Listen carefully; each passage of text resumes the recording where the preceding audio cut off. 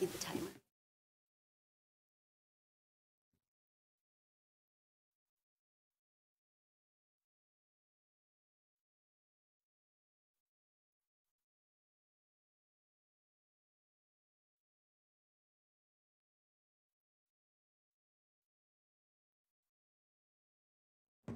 We'll call the meeting to order. Please stand and join us for the Pledge of Allegiance. I pledge allegiance to the flag of the United States of America and to the republic for which it stands, one nation, under God, indivisible, with liberty and justice for all.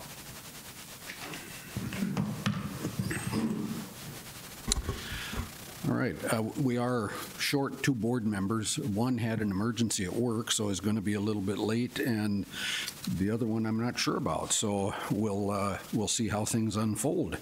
We do have a quorum, so we are going to go ahead and get started. May I have a motion for approval of the minutes for the meetings held October 22nd, November 2nd, and November 7th, please? So moved. Second. All those in favor, please signify by saying aye. Aye. Opposed, same sign. Motion carries. We do have one person wishing to address the board, Larry, and I'll butcher the last name. So when you come up, if you would please give us your name and your address, please. Sure, Larry Gronemeyer. I live at 211 West 4th Street in Worthing, South Dakota. Okay. And I wanted to address everybody on some school security issues, and I sent out some information before via email and snail mail, and I thought I'll follow up with a personal visit. But I just wanted to let you know I represent a weapon sensing door that will not let guns into schools. We also have bulletproof shields and a number of other items. I just wanted to share that with you. I'm going to leave some information. If anybody has any questions, they can feel free to call me on it. Okay. Okay. Thank you very much. Mm-hmm. Thank you. Okay, may I have a motion to approve the agenda, please? So moved. Second.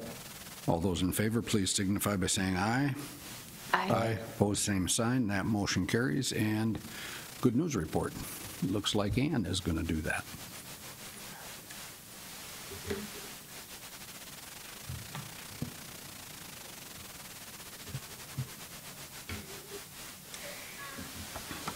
Good evening. The 21st Century School Library Award was created by the South Dakota State Library in 2013 to highlight the important role that school libraries play in effectively preparing South Dakota students for today's changing world. With the rise of the internet and online access to information, there were those who said that libraries were becoming quaint relics of a bygone era. But over 60 state-level school library impact studies in 25 different states show a different reality.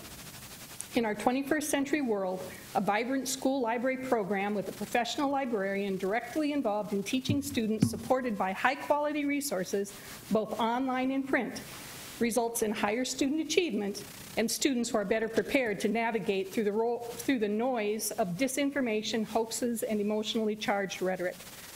The State Library developed the 21st Century School Library self-assessment tool for schools to use as a catalyst for planning and developing library programs that are fully equipped to support 21st century learners. Schools complete the tool, then submit it to the South Dakota State Library 21st Century School Library Committee, comprised of library and education professionals. The committee announces the award winners in early summer. Awardees are recognized at the Systems Change Conference in October of each year. Award status is valid for a 3-year period. Across South Dakota, 26 school libraries are currently recognized as exemplary, enhanced, or effective 21st century school libraries. 10 of those libraries are right here in the Sioux Falls School District. And 5 of our award winners have been recognized as 21st century school libraries since the award was first established in 2013. Those schools marked by an asterisk are those that have actually been a 21st century school library since 2013. I'd like to introduce to you this evening the librarians who are able to be here, who are representatives from these 21st century libraries. Carrie Smith, is the librarian at Washington High School. Jeannie Connor is the librarian at Roosevelt High School. Amy Heinert is the librarian at Harvey Dunn Elementary and is here with some of our future students. We're glad to have them. Kirsten Smith is the librarian at Edison Middle School, and Corey Erickson is the librarian at Robert Frost Elementary. I'd also just like to mention that Jeannie Connor, the librarian at Roosevelt High School, was recognized by the South Dakota Library Association with the Distinguished Service Award at their annual conference in September. So she's like a double award winner tonight. So we're proud of our school libraries. I thank you for your support of the libraries, and thank these ladies and gentlemen for what they do for our kids every day.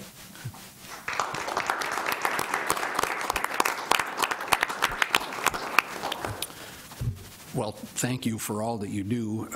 I've actually been in every one of those libraries.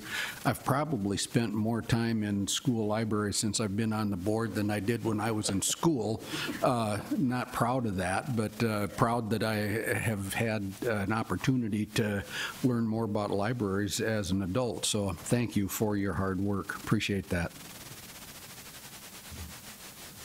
All right. No conflicts of interest, and we will ask for a motion to approve the consent agenda, please. So moved. Second. All those in favor, please signify by saying aye. Aye. Aye. Opposed, same sign. That motion carries. We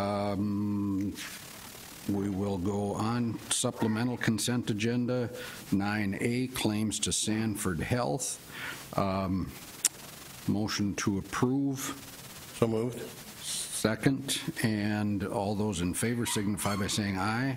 Aye. Aye. Opposed, same sign. That carries with one abstention, Board Member Mickelson. 9B, claims to Avera Health. So moved. Second. All those in favor signify by saying aye.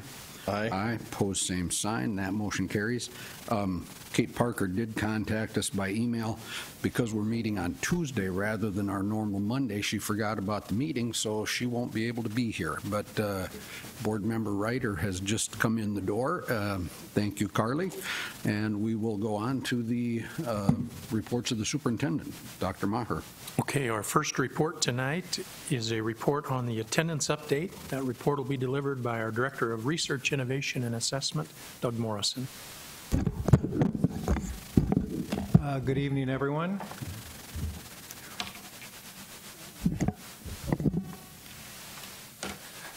Attendance sort of been a labor of love for me the last year and a half to try to understand attendance, in the district and across the state. It's you almost need a PhD in attendance to be able to understand it. But nonetheless, I'm going to walk you through kind of some things we're doing within the district and kind of how we're stacking up, and hopefully give you an appreciation for some of the complexities around attendance.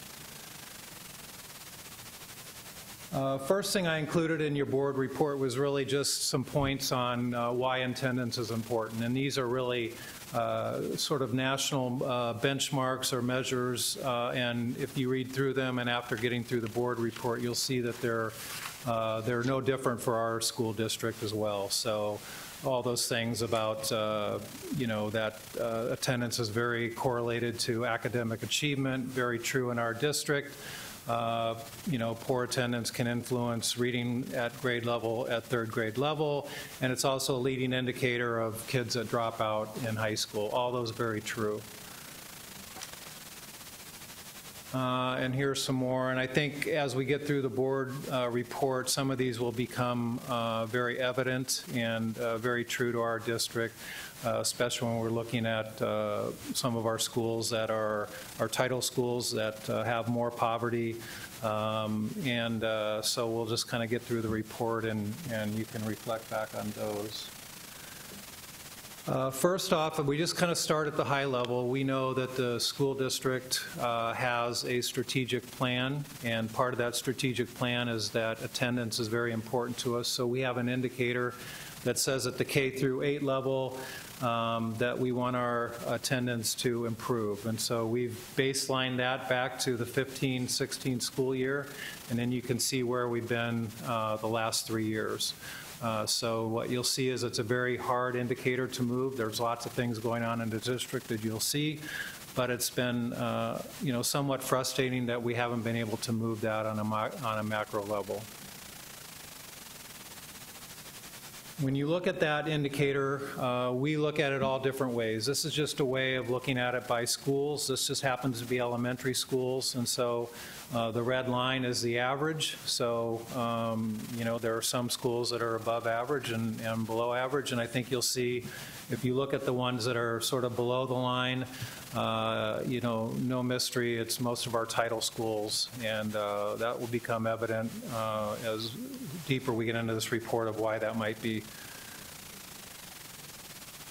Looking at middle school, you see much the same thing. So the average for middle school is 74% of our kids making our 94% benchmark.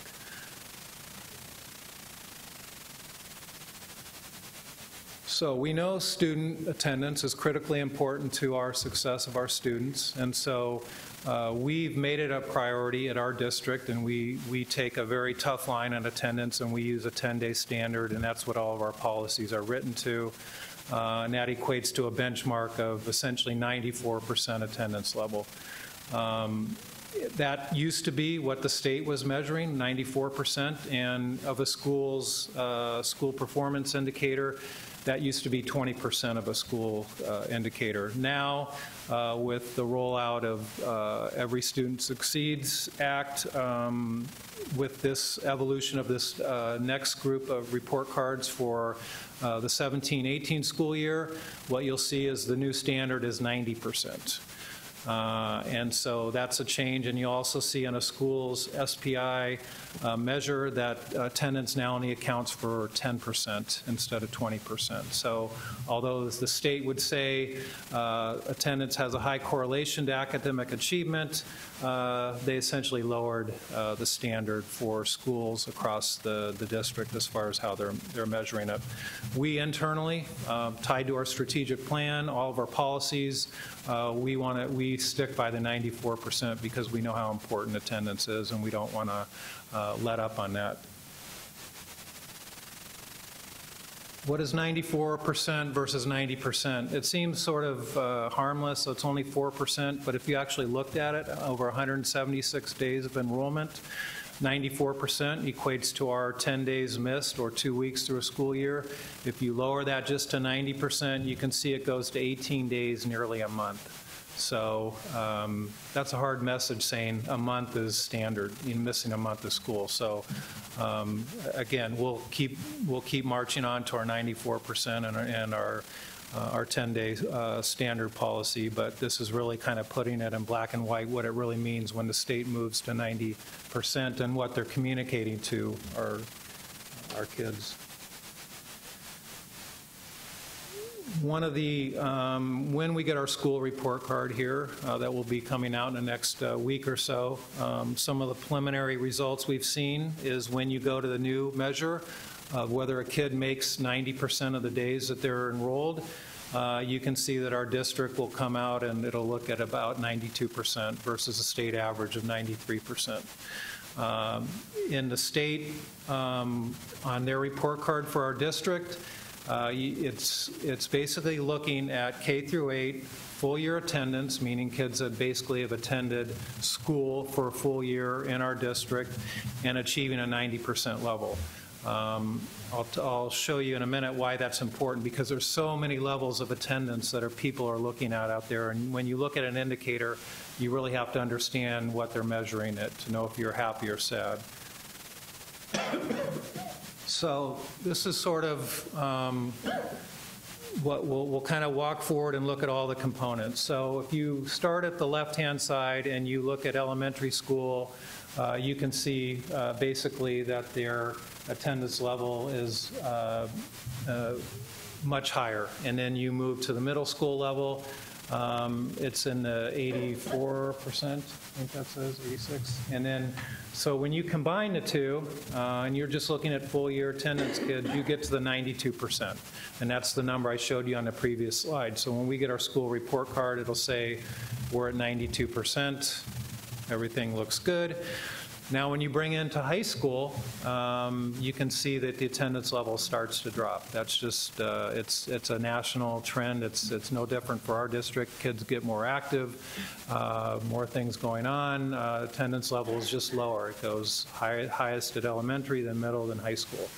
And then when you look at just K through 12 and roll those up at the level, you can see we're at 87%.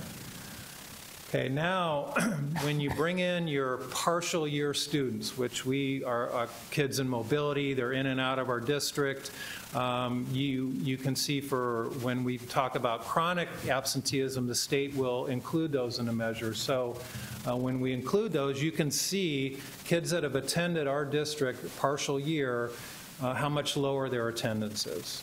And so then when you roll it all together, you look at K through 12, any kid that's enrolled in the district for 15 or more consecutive days, you can see that it rolls out to our attendance level of 83%.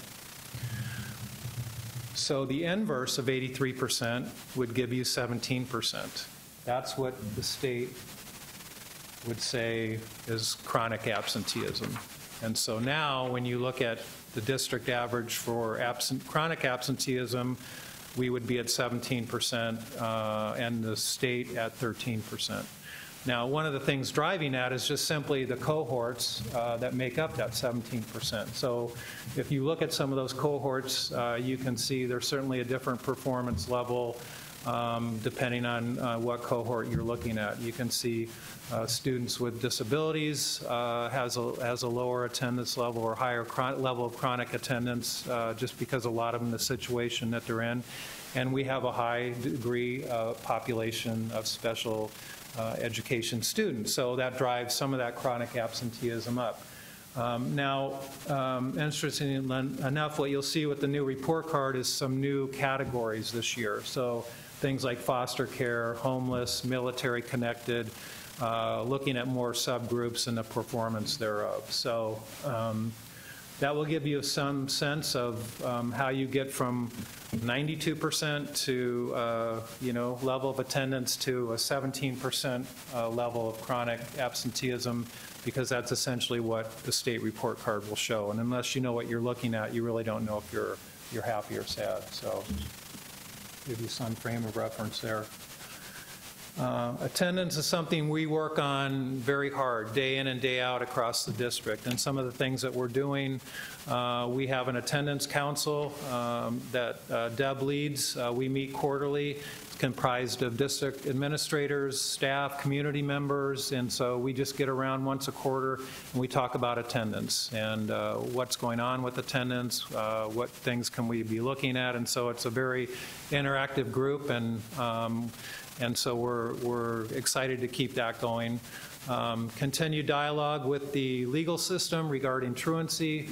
As you all know, these days truancy doesn't quite rise to the level where it's getting a lot of interest in our courts, and so especially when you get to the high school level, very little in some cases that we can do as far as holding parents accountable for getting there. But we keep those dialogues going. We continue to use data. We look at, as you can see with this report, we look at attendance a lot of different ways. We're always looking for something that we can find and best practices to export to other schools and just to get that collaboration going. Offering breakfast at 4 of our title sites, at least, we hope, and we've seen that it engages students early and maybe gets them to school on time more so than what in the past. So it's something that's kind of not talked a lot about from the attendance standpoint, but it's something that actually does tie in. And then every school has an attendance team. They're looking at their chronic attenders, trying to interact as a group to see what they can do to get those students to attend. Using technology to drive attendance. So as you all know, we're in a pilot with Ken Bulb. This is a lot of numbers, but what I can tell you is that Deb and I work with the school principals that are using KenVolve, and we're also working with the KenVolve team to really understand how we can better utilize this tool to drive attendance. So it just depends on what metric you're looking at. Certainly, we saw a betterment in the first quarter over fourth quarter across our KenVolve schools, but we also saw that at the total K through 8 level. If you're looking at it first quarter versus first quarter, because there is some seasonality in attendance, quite frankly, you can see that the one school that did better was Hawthorne, and if you look down at the usage of KenVolve, you can see Hawthorne is the one that is using it with the most intensity, at least in the first quarter. So we're hopeful that there's a correlation there, and we can take what Hawthorne's been doing and export it to the other schools, and that's the whole idea, is that we can get some collaboration going. So it's something we'll continue to watch this year in our second pilot year, and hopefully to drive the attendance level up at those schools. Trends. So I'll go back to the one slide where we had the average of the schools. You see title and non-title schools, and where that becomes important is what this, we're trying to look at root causes, not just to say, well, title schools perform less than, non-title schools. There's really what's the underlying reason for that. And so one of the things that we looked at was trying to correlate mobility to attendance, and because we just have some schools that have high mobility, students in and out of schools, changing schools, and so a lot of churn with students. Some students, if you're a school of 500, might have 100 students that are in or out of that school, and that's hard to manage from a attendance level or any level. So what this slide tells you is the blue lines are the attendance level of those schools. So if you're on the far right, you have a good attendance level. That correlates to the labels on the left. And the red line is mobility. So what you see is the schools with the lower level of attendance have the highest level of mobility. And so it brings you to more of a root cause of, okay, if mobility is having an impact on attendance, what can we do to work on mobility? So, and then you can see the bottom chart there. You can see we haven't been able to move our macro attendance level to the extent we want, but we also see that our school mobility, this happens to be elementary school level, has gone up the last 3 years.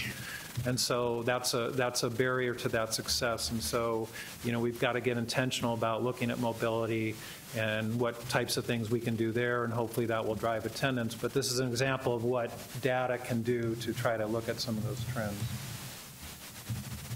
Another thing, I just happened to be sitting with, Dan Conrad one day, the principal at Washington, talking about attendance, and he pulled out his PC, and he has this model he's created that correlates attendance to, or school activities to attendance, academic achievement, and whatnot. And it's really cool to look at. And what it tells you is that the more students engage, the better their attendance is. So the message there is if we can get our students more engaged from activity standpoint, they're more apt to show up for school. And so it's pretty neat, and something hopefully we can take and get Dan to share with the other schools out there as far as the importance of activities in attendance and ultimately academic achievement.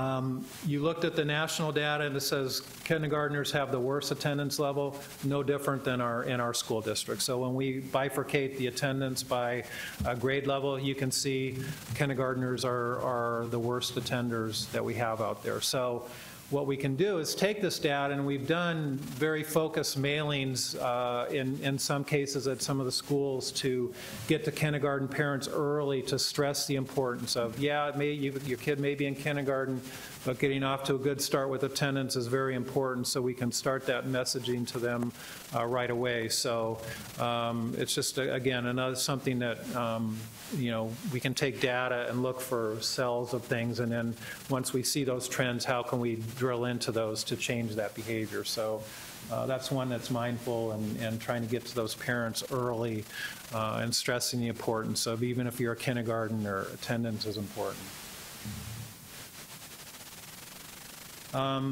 The other thing is we just try to look at schools that are performing well and what are they doing well and sharing that with that. So this past year, I think we had, I looked at 2 schools in particularly that really moved the needle. And actually I think Shelley did a story of those in the Argus, which was great, really what some of those schools are doing, the principals and the team. And so Terry Redland was one that's using kind of a combination of incentives and a Strive for 5 campaign, and they've got some community partners that are involved with them, and so it's really about trying to change a culture. And so, we've taken some things that Ryan's been doing and Terry Redland and taking those and trying to export them to the other schools. So I know Hawthorne has a Strive for 5 campaign now, and so trying to learn best practices. Whittier was another school that showed improvement over the past year. When you look at Whittier, amongst some of the other things they're doing, one of the things they were using was Ken bulb. And I know Mike Moore is a big proponent of Ken bulb. So again, looking for success stories that we can export to the rest of across the district. So in summary, Sioux Falls School District recognizes the importance of student attendance and the high correlation to academic achievement. We'll continue to use technology, data analysis, collaboration, and communication to improve the attendance level of all school students. The cost really at this point is, as we've spending, as you're aware, about $21,000 on the Ken bulb application that we've been using, and we'll continue to use it throughout this year. So I would just ask that you acknowledge the results and initiatives underway to increase the attendance levels across the district. And I would stand by for questions. Questions for Doug? Doug, I have the answer for Hayward, but I'm curious with the other 2 computer immersion schools, did we see any increase or change or decrease in attendance? Yeah, we looked at that, we haven't seen great improvement, but they certainly have held their own. So we kind of look to track all those things. It's just some of those schools are schools of high mobility, and so it's just hard to move that macro level indicator. Unfortunately, it is something that it's just a hard indicator. It's like an ACT score. You'll see it's hard to move when you have 25,000 students, but we don't give up, and we'll continue to look for ways to do that. But yeah, we have looked at that. So great information. I think attendance is such an important habit to build, because it's not just about school. It's about when you graduate from school. Hopefully everybody does graduate from high school, and then whether you go on to get a job, whether you go on to go to college or a tech school or whatever it might be, attendance still matters even then, and so it's these basic building blocks of how can we get our kids and our families to understand that it's not just that you have to be here, it's a commitment that you're making, mentally, physically, emotionally, like you're here, and it's a long-term thing. You're going to go to a job, and if you have poor attendance there, you're going to have to go to another job, so it's a vicious cycle that it would be great if there was a magic answer to just fix. But I so appreciate, there's different teams at different levels, whether it's at the district or whether at each individual school that has kind of their own culture. And while I think it's a great idea to be able to take this and apply it to everybody, I think there's going to be tweaks at each school because those cultures within and things like that. And so there's so many things to learn, and I appreciate that the teams are working together to try to uncover those things and share those best practices to make a difference, because we can get them when they're kindergarten and elementary.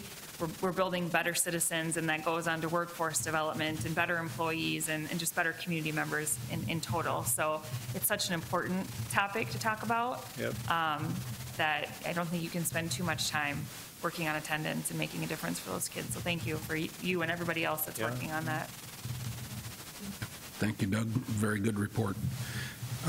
I can't help but notice that when we talk about how important attendance is, both for, excuse me, success in school, but lifetime success for ESSA to lower the bar seems to me, I mean, I don't want to keep beating the drum, but I'm not sure that some of the changes that were made are necessarily things that are going to help promote success lifetime. So, but if the investment that we've made in Kinvolved can help make just a few kids more successful lifetime, it's more than worth the investment that we make. So Just the knowledge helps us to try to figure out how to make it better, and love that start in kindergarten, because like you'd said, that's a important habit to start. So I think this is money well spent. All right. Any other questions for Doug? Thanks again, Doug. May I have a motion to acknowledge the report, please? So moved. Second? Any further discussion? Hearing none. All those in favor, please signify by saying aye. Aye. Opposed, same sign. That motion carries. Next report.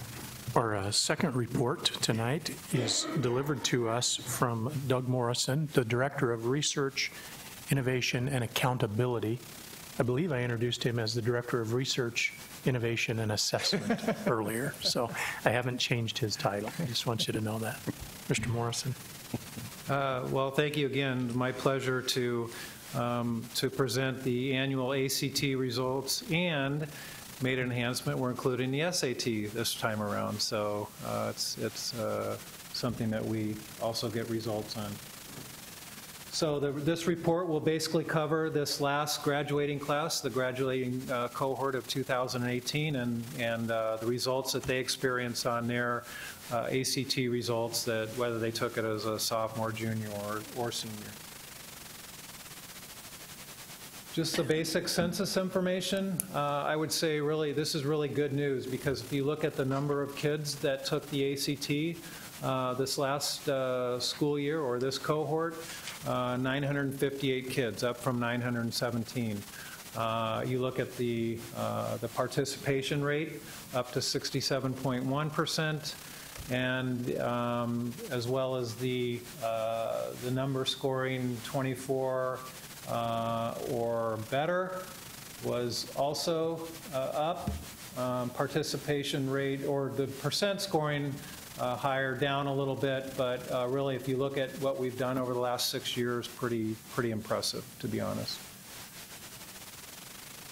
So if we just look through the subcategories and how we did this last time around, English historically has been our low piece of the test. We were actually able to raise it again this year, so we went from 21.8 to 22, which is really good news. And if you look at kind of that trend line, we continue to move that trend up, and we're certainly well above the state and the national average from that standpoint. Mathematics down a little bit this year, but one thing to note is you saw the national average down as well. Actually, it's been something that over the last 6 or 7 years has gone down about 0.5, but interesting enough, so is the national. So sometimes these tests are calibrated differently, but I would say that we've been able to keep our gap between certainly what's been going on at the national level. So I don't know if there's any concern here. It's just something we try to track, and that we've done very well in comparison to our peers, either from the state or national standpoint. District average from reading, pretty flat to where it's been the last 3 or 4 years. And again, well above where the state and the national average have been.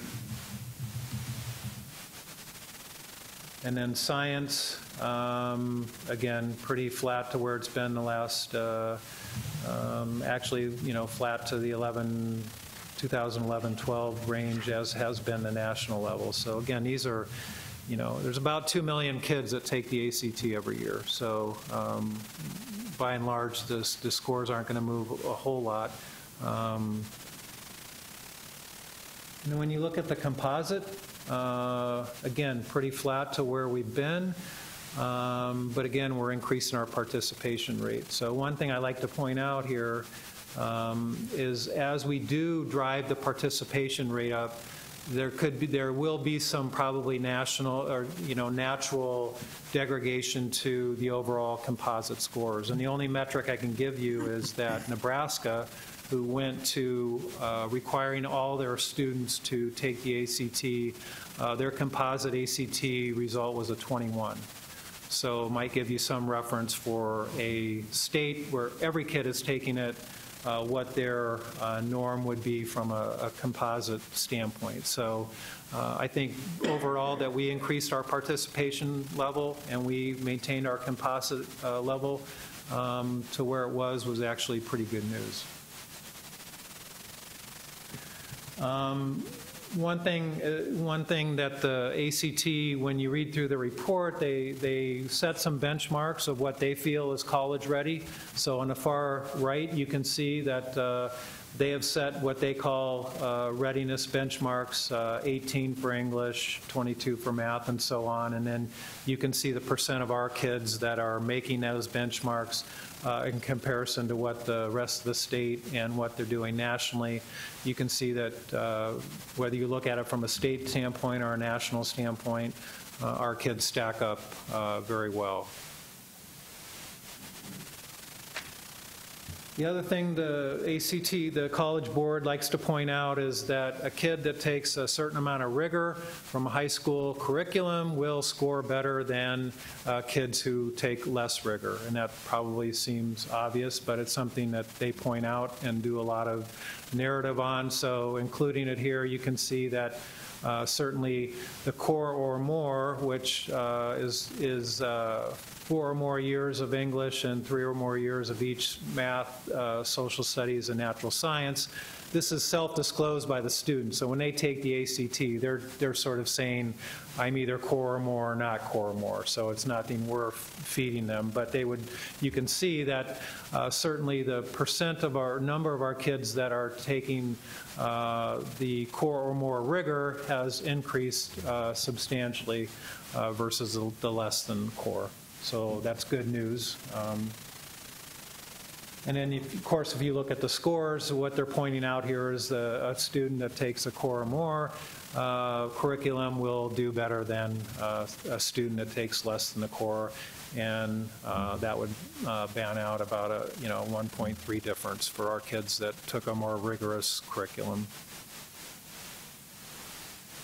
Something we're mindful of when we look at is our demographics of our population. So as we're increasing participation, we want the participation in the ACT to look like the demographics of our graduating class, essentially. And so here I'm just giving you a sense of what each of our subgroups that took the ACT versus the demographics of our student population graduating. And you can see some pockets that we need to improve, but by and large, I think we're doing pretty well at mirroring the demographics of the district, and so we'll continue to be mindful of that, and really we push every kid to try to step up and to take the ACT as a test of rigor and hopefully to something that they can use to move on to college. Our strategic plan has an indicator around the ACT, and so, by 2020, we wanted a percent of our graduates completing the ACT, scoring 24 or higher, increased by 5%. I can tell you from the baseline year, we're moving in the right direction. I don't know if we'll get to that 5%. Again, ACT scores are very hard to move. It's a noble goal, but we are moving in the right direction. So I think on any of those indicators from the baseline year, you look at 2017 and 18, we're moving all those indicators in the right way. And then finally, one thing to note, just from a macro standpoint and kind of the feedback from the College Board is that certainly this was a year, this past year, where they saw less people taking the ACT from a participation rate. So they saw their participation rate overall decline. We saw ours go up. One thing driving that is there's simply more schools out there that aren't requiring kids to take the ACT. There's more than 1,000 now that have adopted test optional admission policies, and so as that continues to evolve and more schools go with that model, will we see our participation rate in the ACT go down? It could be. We'll just have to be mindful of that and something to watch. And then finally, we had 54 students that took the SAT. So give you a sense nationally, there's about 2 million, a little over 2 million to take the ACT, a little over 2 million to take the SAT. And we're kind of a Midwest, predominantly ACT-driven district and state, and a lot of our colleges around here. But you can see certainly some of the other schools out there accept the SAT, and so certainly some of the higher end schools, the Ivy League schools and stuff. So we do have students that want to take on the SAT. We had 54 of them, and you can see that they did very well, that actually over 80% of ours met both the English and math benchmarks that were set out there. So good news. I don't know that, we'll see a large pocket of the SATs, but for those kids, it's important. And I can see, we are preparing our kids that do take the SAT, and they are passing that rigor. So with that, I would ask that you acknowledge the results from the 2018 ACT and SAT report for the Sioux Falls School District. Stand by for any questions. Questions for Doug? Just more of a comment. I appreciate you adding the SAT because I think I was the one that asked last year on that. Yeah, it's important. And second, I love that we're seeing more students taking this because that just means we're hopefully allowing more opportunities for our students. And I would, even though with the national average going down, I would like for us to still strive to do that because I think it will help all of our students to be ready for college or tech school or wherever they're going to. Yep. Hopefully we can keep bucking a national trend and keep ours going up, and hold our scores, which is good. It'll be interesting to see as universities maybe do the opt-out and they have the optional assessment for admission. I still feel like there's a lot of scholarships that ask you about those types of indicators. And so even though the university that you're choosing may not require it, if you are interested in some of those scholarship opportunities, I think it's still a good opportunity to show off your skills and your preparation and things like that too. So hopefully, there's still incentive for kids to do that and kind of give a temperature check of where they're at before they head off to wherever it is that they go. Yeah. Any other questions? Interesting. If not, may I have a motion to acknowledge the ACT, SAT report? So moved. Second. Discussion. All right. Motion and a second. No discussion. All those in favor, please signify by saying aye. Aye. Opposed, same sign. That motion carries. The third report tonight is a report given to us by our business manager, Todd Veek. This report is a fiscal year 20 budget timeline and guidelines report.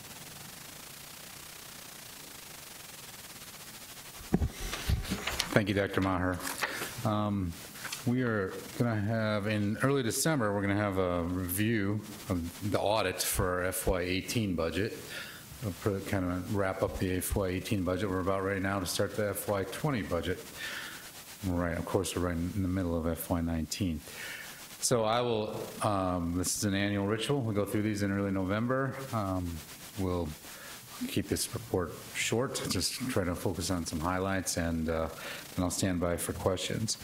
So today, of course, we're recommending to the board the budget timeline and guidelines. Hopefully you will approve those. On December 5th, we'll meet with directors and coordinators to distribute their budget worksheets and explain to them any changes and how to do the budgets. on January 4th, so we can get a feel for where the budget would come in at if we changed nothing. If we just did next year what we're doing today, we're going to require level 4s. That's a level budget. It's not a level dollar amount. It's what you need next year to do what you're doing this year. On February 15th, capital outlay fund requests are due. On a week later, all other budgets are due. Then on the 14th, the Budget Review Committee will meet and go through and prepare a recommendation for the school board. We will first present it in a work session on April 3rd, and then on April 8th, which is your first regular meeting in April, we'll have the public hearing and then ask for a tentative approval so we can hire and things like that for the next school year. On the guidelines, fairly similar to last year. There's a few changes. I'm going to skip one and get down to kind of where we've got the 90%. We're going to ask 4 levels be prepared. 90% or a reduction of 15,000, whichever is greater, with a maximum reduction of 100,000. That's language we've been using for about 7, 8, 9 years, because sometimes those larger budgets would have really big amounts, and you'd be comparing them to, like, on the smaller budgets, a $4,000 or $5,000 you cut versus a $150,000 cut. So we've got it at 90%, 95%, and 98%. However, we're going to ask that every budget prepare at least one that is actually a 1% cut, and that's because our 5-year plan always assumes we're going to have efficiencies. This year we picked 0.75, but we're not going to get any efficiencies in the federal part of the budget.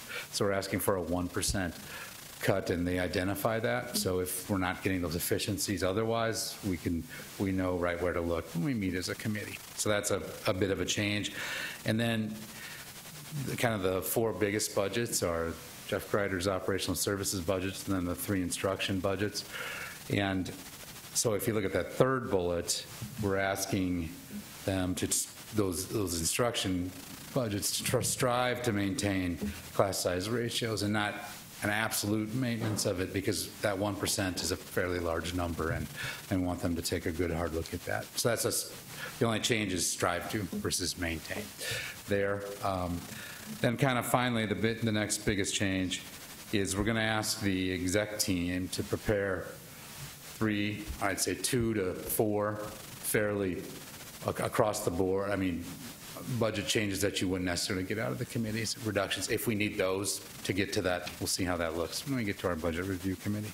So those are kind of the changes. All the items are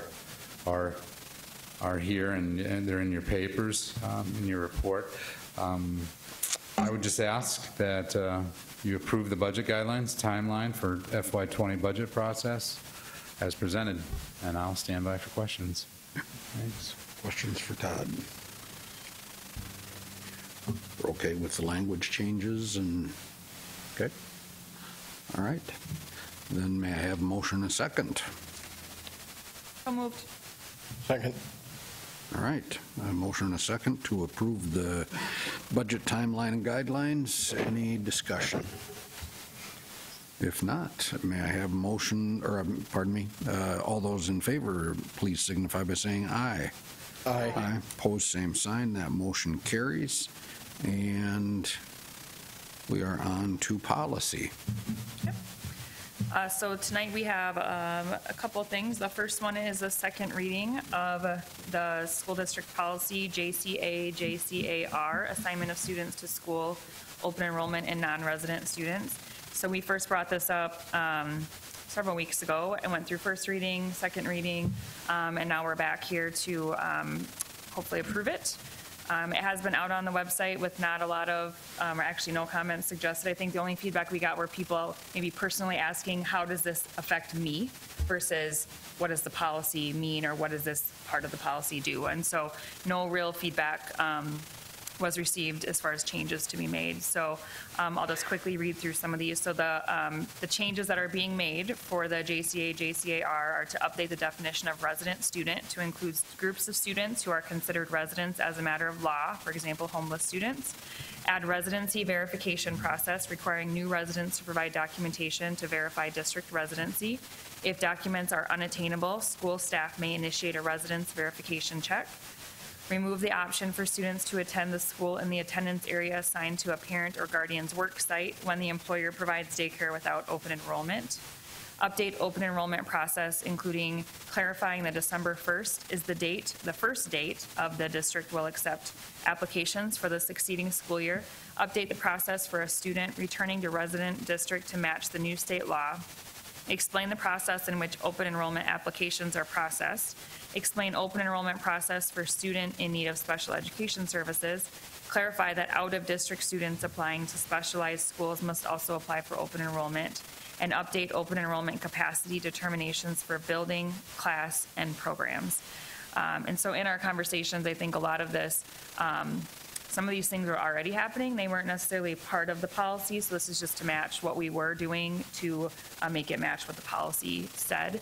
And hopefully, maybe some of these things in 2021, when our new schools open, can be relaxed a little bit. I know that open enrollment can be a very emotional process for people. They're very passionate about their schools, and so our goal isn't to try to keep people from attending certain schools. It's just really to make the environments of our schools safe by having the right number of students, when we already know we have a lot of students in our buildings. And so these would have to be tightened up just a little bit to make sure that we have those environments for our students. So I guess at this time, I would like to make a motion to approve the second reading of this policy, JCA-JCAR, assignment of students to schools, open enrollment, and non-resident students.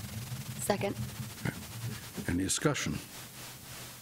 Maybe one point, if you'd let me make it. First of all, I would say that's a great report, and you're exactly right. We've heard some questions, but nobody has asked to change or edit the policy as it's been written.